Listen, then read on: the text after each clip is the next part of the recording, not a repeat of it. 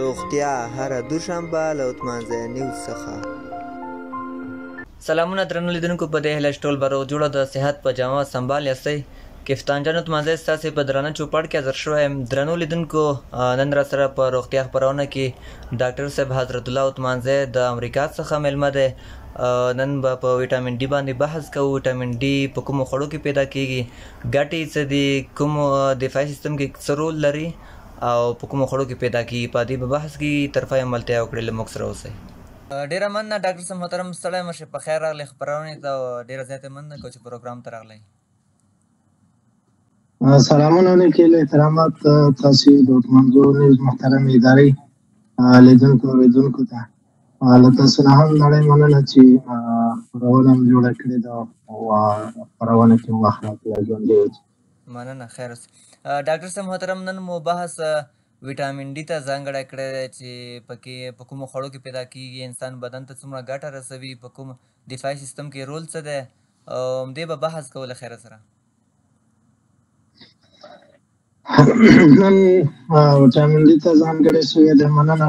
او ویټامین ډي باندې به بحث کوو چې ویټامین ډي لکه نورو خپرونو کې موږ په نورو ویټامینونو باندې بحث کړی وو چې د هغې د جملې نه یوازې ویټامین ډي پاتې وه چې ویټامین ډي باندې به نن بحث کوو چې ویټامین ډي د هغه ویټامینونو د جملې څخه ده چې په غوړو کې منحل ویټامینونه وي. لکه په نورو خپرونو کې موږ یادونه کړې وه چې موږ دوه ډوله ویټامینونه لرو چې یو هغه ویټامینونه دي چې هغه په اوبو کې منحل ویټامینونه دي، دویم هغه ویټامینونه چې په غوړو کې منحل ویټامینونه. په غوړو کې منحل ویټامینونو د جملې نه یو ویټامین ډي ده چې اوس په دې باندې بحث کوو چې د دې په بدن کې اغېزې کومې دي او کومې لارو نه جذبېږي او څو ډوله ویټامین ډي موږ لرو او کومې نوې دي. د ویټامین ډي سربېره ویټامین بي 6 او ویټامین بي 12 او ویټامین بي کمپلیکس او ویټامین ا هم هغه جملو نه دي چې په غوړو کې منحل ویټامینونه دي او په دې باندې به بحث کوو. ویټامین ډي موږ په عموما کې کوو چې ویټامین ډي ډېرې ګټې بدن ته لري او په بدن کې مختلفې دندې اجرا کوي. او موږ ویټامین ډي لرو، دوه ډوله ویټامین ډي لرو چې یو هغه ویټامین ډي ده چې د لمر نه اخیستل کیږي، هغې ته کولیکلسیفیرول وایي. د جملې نه ده چې هغه د لمر نه اخیستل کیږي. او ایروکلسیفیرول چې ده هغه موږ په خوړو کې اخیستلی شو، هغه د خوړو د جملې نه ده. نو موږ اوس که مثلا خوړو کې کومه ویټامین ډي موجوده ده، نو منبع شوي دوه ډوله منبع موږ لرو چې یو د لمر نه اخیستل کیږي او یو د خوړو نه. په خوړو باندې باید بحث وکړو چې موږ د خوړو نه څنګه ویټامین ډي اخلو او د په خوړو کې باندې اول بحث وکړو چې په خوړو کې کوم ویټامینونه او کوم منرالونه شامل دي. بیا به وروسته وګورو چې د خوړو نه کومه ویټامین ډي موږ ته لاسته راځي او د لمر نه کومه ویټامین ډي لاسته راځي. خوړو کې موږ پروټین لرو، شحمیات لرو، قندونه لرو چې د دې وظیفه په بدن کې د انرژي تولید ده. چې پروټین خپله انرژي تولیدوي په بدن کې په تجزیه کېږي او دې ته اماده کېږي چې بدن ته انرژي ورکړي. شحمیات هم په همدې ډول باندې خپل هغه طرزالعمل په بدن کې ترسره کوي چې تر څو بدن ته انرژي ورکړي. قندونه هم همداراز خپل هغه وظیفه سرته رسوي، وظیفه یې د بدن ته د انرژي ورکول دي. د دې سره څنګ کې لازم او مظلوم چې باید یو در بل سره وي، که چېرته په دا شتون ونه لري نو ویټامین پروټین، شحمیات او قندونه خپلې وظیفې سرته نشي رسولی، لکه منرالونه، اوبه او ویټامینونه. اوس که چېرته موږ ووایو چې دغه ټول ویټامین هم زموږ په بدن کې موجود دي، منرال هم زموږ په بدن کې موجود دی، شحمیات هم زموږ په بدن کې موجود دي او پروټین هم زموږ په بدن کې موجود دی، مطلب قندونه هم موجود دي. د هرې نوې نه موږ استفاده کوو. زموږ په بدن کې دغه ټولې نوې موجود دي، خو ولې زموږ په بدن کې اوبه نشته یا واټر ته موږ ضرورت لرو، نو هېڅکله چې بدن ته اوبه ونه رسیږي دغه پروټین خپله وظیفه سرته نشي رسولی، شحمیات خپله وظیفه سرته نشي رسولی، قندونه خپله وظیفه سرته نشي رسولی، منرال هم په همدې لحاظ باندې خپله وظیفه سرته نشي رسولی، وټامینونه هم. نو په همدې لحاظ باندې باید د هر یو شخص په ورځ کې د 2 نه تر 2.5 لیټره حتی په ځینو کتابونو کې لیکل شوي دي چې تر 3 لیټرو پورې باید خپله اوبه واخلي تر څو د بدن مایعات برابر شي، خصوصا په هغه موسمونو کې لکه اوس اوړی دی، په اوړي کې د مایعاتو زیات ضرورت دی ځکه مایعات زیات مصرفېږي او مایعاتو ته ضرورت ډېر دی. په زیاته اندازه باندې موږ باید د اوبو نه استفاده وکړو تر څو زموږ په بدن کې پروټین، شحمیات، وټامینونه، منرالونه خپل وظایف سرته ورسوي. که چېرته په بدن کې د اوبو کمښت وي نو دغه ټول وټامینونه او منرالونه خپله وظیفه په صحیح طریقه باندې سرته نشي رسولی. نو مایعات باید موږ ډېر واخلو په هر وخت کې، خصوصا په د اوړي په موسم کې هغه سبزیجات او میوهجاتو نه زیات استفاده وکړي چې هغه په زیاته اندازه باندې مایعات لري، لکه هندوانه شو چې دا یو په زیاته اندازه باندې مایعات لري، باید په دې کې زیاته استفاده د دې نه وکړو. بالکل. ډاکټر صاحب محترم، په کومو خوړو کې وټامین ډي پیدا کولی شو که په لنډو توګه اشاره ورته وکړو؟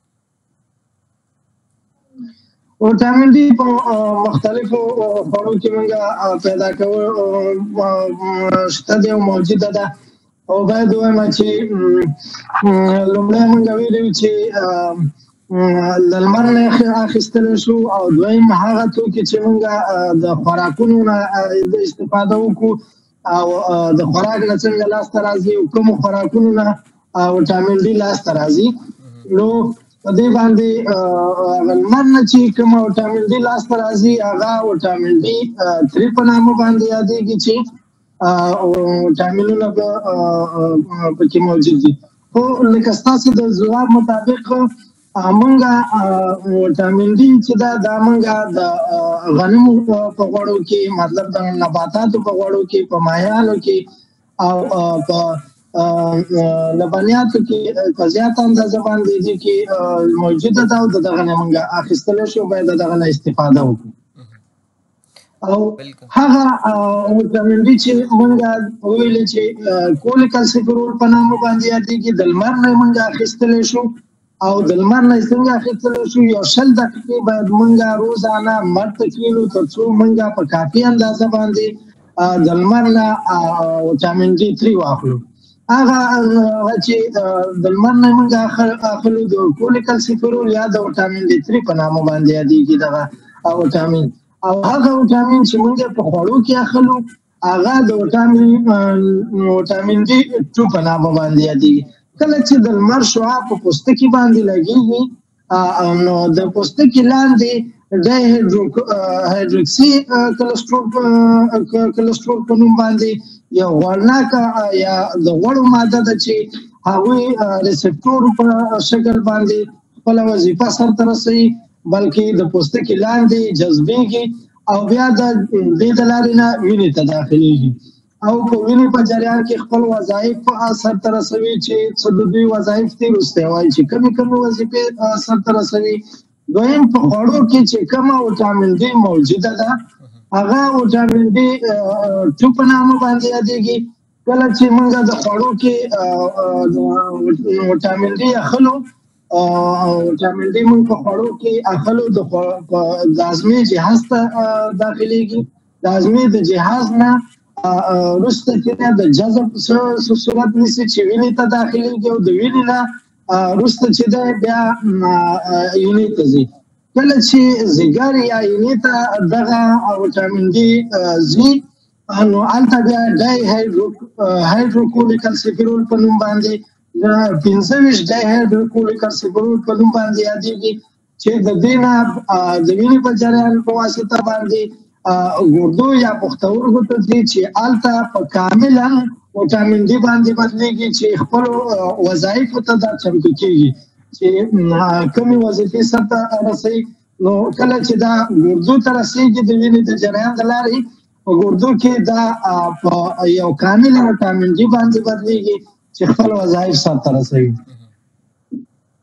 او وظایف کوم دي چې وظایف سرته رسوي هغه وظایف د هډوکو جوړښت دی چې دا هډوکو جوړښت چې دا د وټامین ډي په غاړه باندې دی چې وټامین ډي په نوم باندې یو غده ده چې د وټامین ډي یوه وظیفه هم دا ده چې د پاراتایرویډ هغه فیصدي چې دا په بدن کې راکموي. کله چې د دې فیصدي په بدن کې لوړېږي نو بیا د تایرايډ او د پاراتایرايډ ناروغي منځته راځي. د دې یوه وظیفه دا هم ده چې د دغه پاراتایرايډ په نارمل ساتلو کې زیات رول لوبوي. دویم د زړه پړسوب په نامه باندې په ساده اصطلاح باندې چې وایي د زړه پړسوب یا LVH په نامه باندې یو ناروغي ده د زړه چې دا هم د وټامین ډي پرې وظیفه ده چې دا په نارمل حالت باندې ساتي. چې لیفت وینټریکولر هایپرټرافي په نوم باندې دغه یو ناروغي ده چې دا هم د وټامین ډي 3 په غاړه باندې ده چې نارمل وساتي. د شحم او د قندونو نارمل ساتل او د دې تجزیه کول هم د وټامین ډي وظیفه ده چې په غاړه باندې لري او دغه وظیفه دې سرته رسوي. وګورو وټامین ډي زموږ په بدن کې ډېر مهمې وظیفې سرته رسوي او ډېره مهمه ده تر څو موږ وټامین ډي واخلو باید ځکه استفاده وکړو. اصلا ما مخکې هم یادونه وکړه چې دغه څومره تشریح چې موږ په دې وټامین ډي کې وکړه دا په دې خاطر باندې چې نور خلک هم تعلیم یافته خلک یا ډاکټران هم د دې استفاده وکړي او هغوی ته هم په دې باندې پوهېږي. زموږ هدف د دغه خپرونو نه د ټولنې عامه پوهاوی دی. لکه په نورو خپرونو کې چې موږ وټامین ډي ویلي یو نوعه به مو ویلي او د هغې منبع به مو ویلي چې د کومې منبع نه لاسته راځي او څه فایدې لري د بدن لپاره. یوازې په همدې باندې موږ بحث کوو ځکه چې دوی نه عوام خلک ډېر استفاده کوي او زموږ د خپرونې د همدې دپاره دي چې تر څو زموږ په ټولنه کې د عامه پوهاوي کچه لوړه شي او خلک په دې پوه شي چې د کومې غذا نه موږ استفاده وکړو تر څو زموږ هغه وټامینونه چې موږ ورسره مخ یو د کمبل سره هغه برابر شي. د هغې وټامینونو اعراض علایم به ویلي چې مطلب په بدن کې پیدا شي کوم اعراض لري کوم علایم لري. نو د اعراض علایمو سره سره موږ د هغې ترکیب او د هغې هغه منبع به ویلي چې باید د دې نه استفاده وکړو. په نورو خپرونو کې به انشاءالله زموږ خپرونې ډېرې لنډې او مفیدې به وي تر څو خلک استفاده وکړي. بالکل ډېره زیاته مننه ډاکټر صاحب محترم. یو خبرې ته کې اشاره وکړو یو انسان ته په 4 ساعتونو کې څومره وټامین ډي پکار شي ترلاسه کړي که هغه په خوړو کې که لمر کې څه هم تاسو یادونه وکړه چې 20 دقیقې باید یو انسان لمر ته کښېني چې وټامین ډي ترلاسه کړي. په خوړو کې بیا څومره وټامین ډي ته ضرورت دی؟ نو دغه وټامین ډي چې دا په هغه ماشومان کې عمر یې د 2 نه تر 10 کالو پورې باید 0 یونټه د ورځې واخلي. هغه هم د ډاکټر په توصیه باندې د ډاکټر د توصیې سره د ډاکټر په لارښوونه باندې او هغه چې بالغ دي او مطلب هغه ماشومان چې عمرونه یې د 2 نه تر 10 کالو پورې وي مطلب د 2 کلنۍ نه کم خلک چې دي هغه یوازې 0 یونټه باید واخلي او هغه خلک چې بالغ دي د 2 کلنۍ نه تر 10 کلنۍ پورې بالغ نه دي مطلب 2 کلونه چې 2 کلن چې وي هغه باید 0 یونټه واخلي او هغه خلک چې د 10 کالو د 2 نه تر 10 کلنۍ پورې عمر ولري هغه باید 2 یونټه واخلي او هغه شخص چې بالغ یا غټ شخص وي هغه باید 15 یونټه په 4 ساعتونو کې واخلي او د دې نه استفاده وکړي.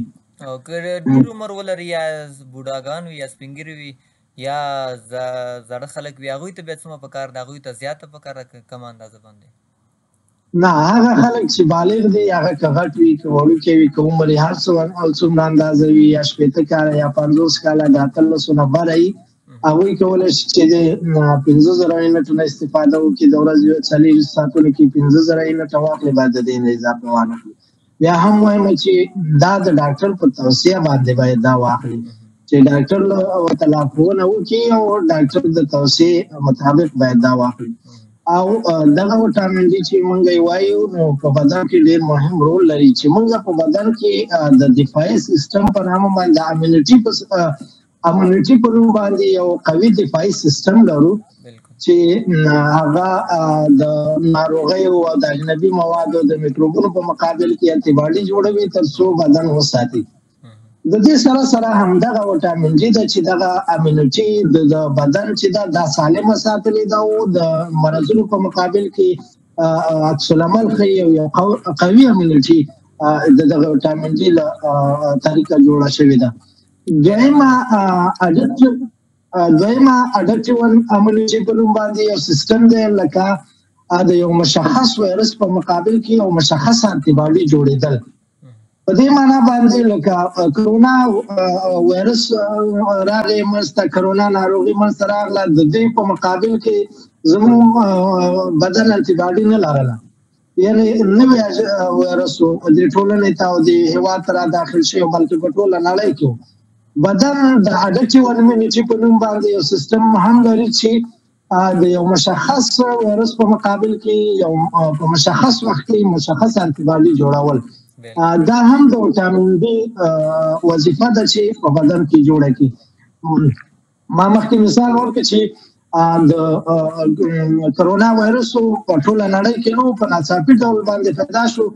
هغه بدلونونه چې هغوی قوي وو او د مرض په مقابل کې یو قوي انټي باډي لرله، اډکټیو انټي باډي درلودله، هغه خلک د دې چپې نه بچ شو. هغه خلک چې اډکټیو انټي باډي په بدن کې نه لرله او د بدن دفاعي سیستم یې کمزوری و، هغوی د همدې نه خپل ژوند د لاسه ورکړ. نو په دې معنا باندې چې باید موږ له ټولو وټامینونو سره سره د وټامین ډي نه باید ډېره استفاده وکړو. او اډکټیو امونیټي چې دا د دوو حجراتو په ملاتړ باندې منځته راځي چې ټي سیل ورته وایي او بي سیل ورته وایي. ټي لیمفوسایټ او بي لیمفوسایټ چې دا په وینه کې او په بدن کې دغه اډکټیو انټي باډي د دوی په وسیله باندې منځته راځي او جوړېږي. بلکې خپرونې وخت هم ختم وي، خو یوازې یادونه باید وکړم چې موږ ویلي چې د اریګوکلسیفیرول او کولېکلسیفیرول ترمنځ فرقونه چې دی د دې دواړو ترمنځ فرق چې دی او په دواړو ترمنځ هغه د کیمیاوي ترکیب له نظره چې دی دواړه څومره توپیر لري. د کیمیاوي فارمول یا د نظره چې دا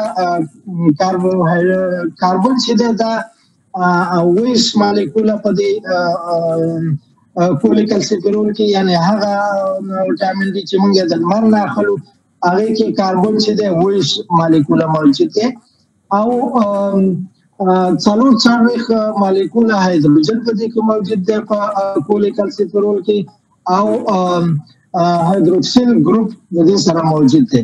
ډېره مننه.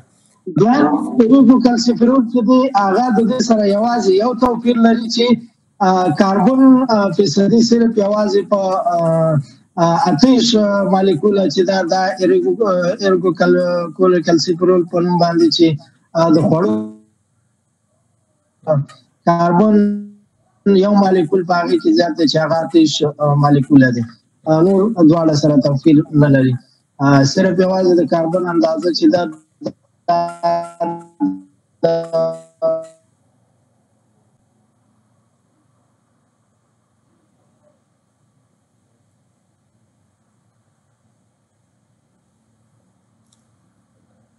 ډېره مننه ډاکټر صاحب محترم. که په وروستیو کې مو لنډ پیغام لیدونکو ته وړاندې کوي؟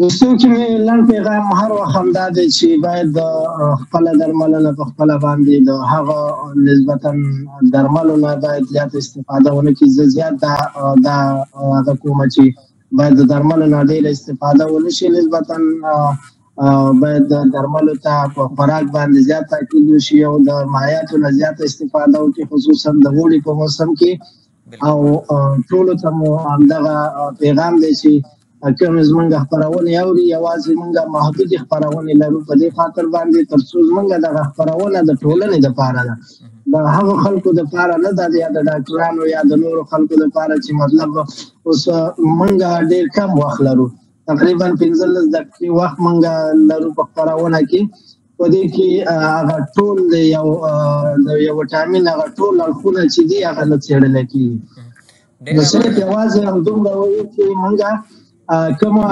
وټامین په خپرونه کې یادوو د هغې ګټې یادوو او د هغې منبع یادوو چې په کومو منبعو کې موجود دی باید دوی ته استفاده وکړي او څومره ګټې لري د کومو ناروغیو دپاره مفید دي مننه د تاسو نه هم یو سوکاله آباد او آزاد افغانستان په هیله باندې ډېره مننه ډاکټر صاحب محترم چې خپرونې ته راغلي او لیدونکو ته مو د ویټامین ډي په اړه معلومات ورکړل